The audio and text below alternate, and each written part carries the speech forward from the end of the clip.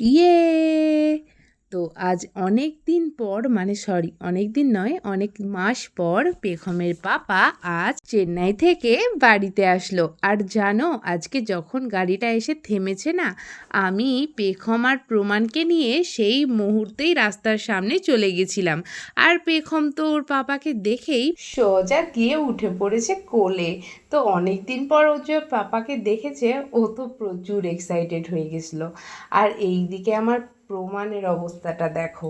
ও না ওর পাপাকে যখন দেখছে যে দিভাইকে কোলে নিয়েছে, ও তো অবাক হয়ে কীরকম করে তাকিয়ে আছে। তারপর ওর পাপা যখন সামনে চলে এসেছে, তখন তো কি হাসছে, আর একটু অবাক হয়েও যাচ্ছিল ঠিকই, যে প্রত্যেক দিন আমি ফোনে দেখি, আজকে আবার সামনাসামনি চলে এসেছে।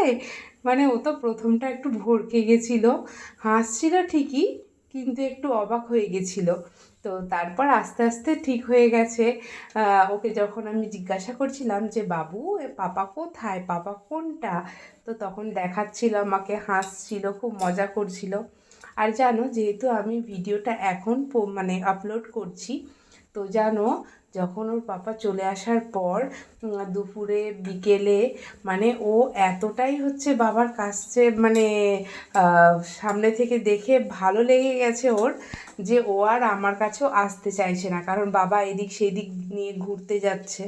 তো এটা এত ভাল লেগেছে না, ও আর কিছুতেই বাবা যখন ওকে আমার কাছে দিতে যাচ্ছে, ও কান্না করছে। ওর বাবাকে ছাড়া আর আমার কাছেও আসতে চাইছে না, আর দিদুনের কাছেও যেতে চাচ্ছে না। সব সময় পাপার কাছেই থাকবে, এরকম একটা ব্যাপার। তো এইরকম করেই আজকে ওর পাপা আসা থেকে এখন পর্যন্ত এইভাবেই কেটেছে। তো একটু আগেই পেখম আর প্রমাণ দুজনেই ঘুমিয়ে পড়ল। তো এখন ওর পাপা এখন বসে বসে ওদেরকেই দেখছে, যে এতক্ষণ ওরা কীরকম উৎপাতটা করছিল। এখন দেখো পুরো কত শান্তভাবে দুজনেই ঘুমিয়ে পড়েছে। আবার কালকে সকাল থেকে শুরু হবে দুই ভাই বোনের উৎপাত পাপাকেই ঘিরে। প্রত্যেক দিন তো দুই ভাইয়ের ভাই বোনের উৎপাত লেগেই থাকতো, এখন আবার আর একটা এসে পড়েছে।